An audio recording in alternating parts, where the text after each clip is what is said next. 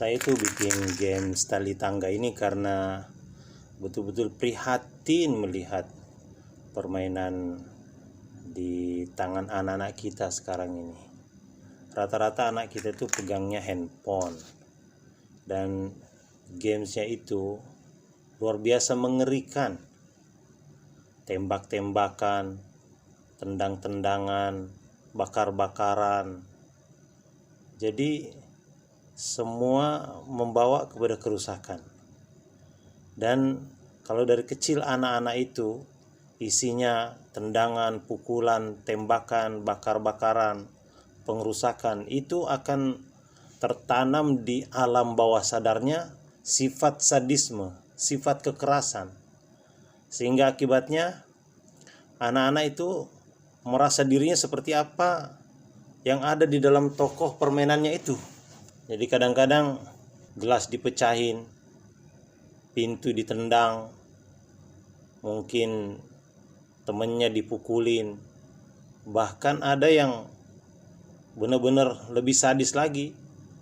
Itu kita baca di berita-berita, bagaimana dia membunuh anak kecil karena terpengaruh dengan game-game yang mainkan di HP-nya itu. Maka inilah menurut saya sebuah solusi games tali tangga ini. Kita tidak keluarkan mereka dari dunia bermain karena memang itu dunia mereka, tapi kita gantikan permainan mereka itu dengan sesuatu yang menyenangkan tapi ada ilmu di dalamnya. Seperti dalam games tali tangga ini ada pelajaran adab makan dengan tangan kanan dia naik. Kalau dia jatuhnya makan tangan kiri dia turun, mulai dengan bismillah. Kemudian kalau menunggu makanan maka dia naik. Ini kotaknya hanya 40. Kita buat sedikit biar anak-anak itu jangan terlalu lama juga mainnya. Nah, kalau dia misalnya di angka 39, dia kocok dadunya, dia dapatkan angka 3. Kalau dia 1 dia selesai, alhamdulillah. Tapi kalau dia dapat 3, dia harus mundur. Jadi 40, 39, 38. Nah, di kotak 38 ini ada mencela makanan. Ini pekerjaan yang sangat tidak terpuji. Maka dia dapat tali dan dia harus turun jauh sekali sampai kotak nomor 11. Nah, mulai lagi, dia mulai berjalan lagi. Kemudian nanti kalau tiba gilirannya, dia kocok lagi, dia dapat 4 misalnya, 12, 13, 14, 15. Di sini ada tertulis meniup makanan. Dia turun lagi. Udah kesalahannya mencela, meniup pula. Dia turun ke kotak nomor 3. Nah, begini permainan ini seru. Jangankan anak kecil, orang besar juga dia akan merasa asyik dengan mainan ini. Tapi ini ada ilmu di dalamnya. Ini ada adab makan, kemudian ada adab tandas, masuk keluar WC gimana caranya, tata caranya. Nah, kemudian ada adab tidur, adab sholat, adab masjid, adab taklim, adab berpakaian, adab bepergian, adab pergaulan, dan terakhir adab musyawarah. 10 lembar permainan. Nah, ini permainan yang asyik. Orang-orang yang pernah main ular tangga tahulah asiknya main ular tangga. Tapi ularnya saya gantikan dengan tali supaya yang tertanam itu adalah manfaat. Kalau ular ini menjadi image itu untuk ular adalah tanda bahaya. Tidak ada orang yang berani mendekati ular. Jangankan anak kecil, orang gede aja nggak berani mendekati ular. Karena itu saya gantikan dengan tali. Ini permainan yang saya harapkan semoga permainan tali tangga ini menjadi mainan anak-anak kita.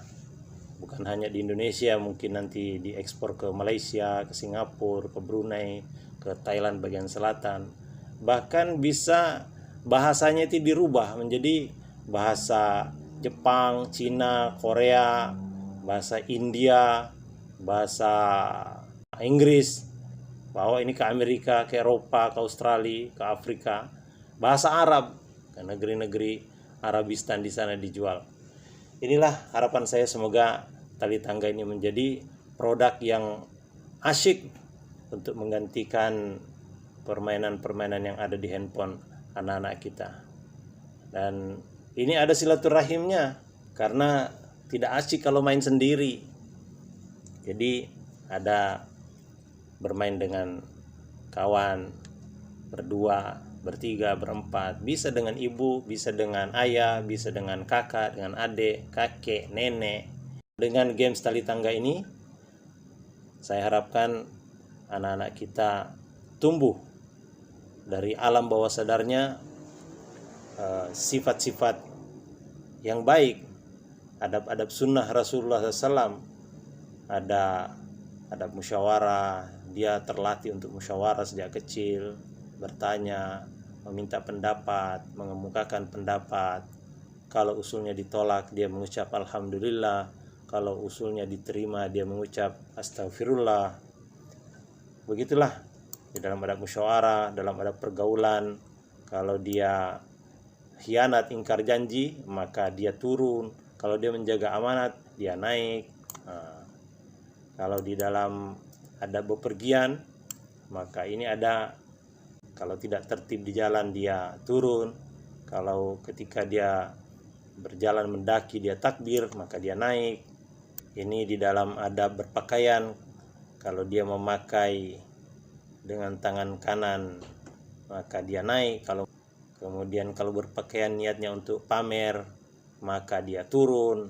Itu dipelajari dalam adab berpakaian.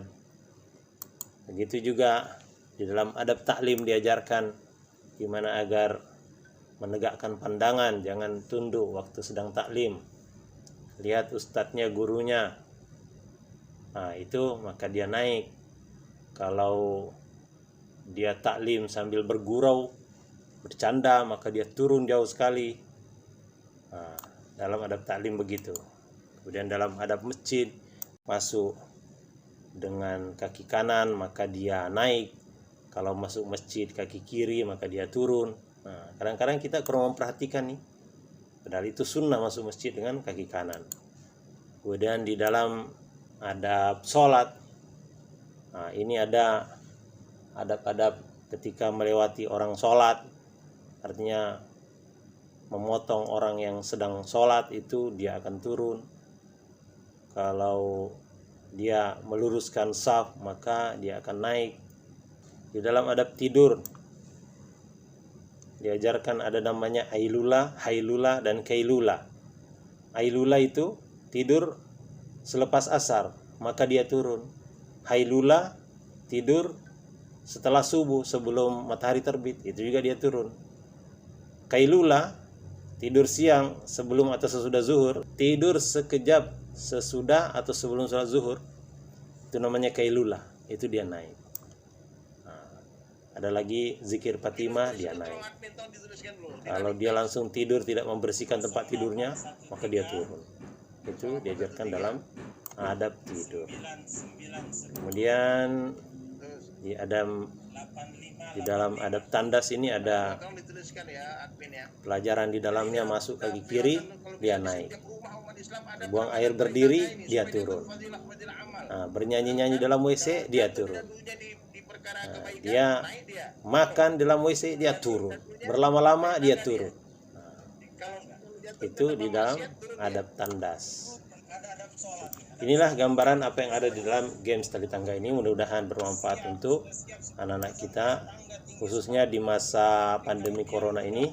Anak-anak kita yang stay at home, mudah-mudahan ini menjadi mainan yang membuat dia betah.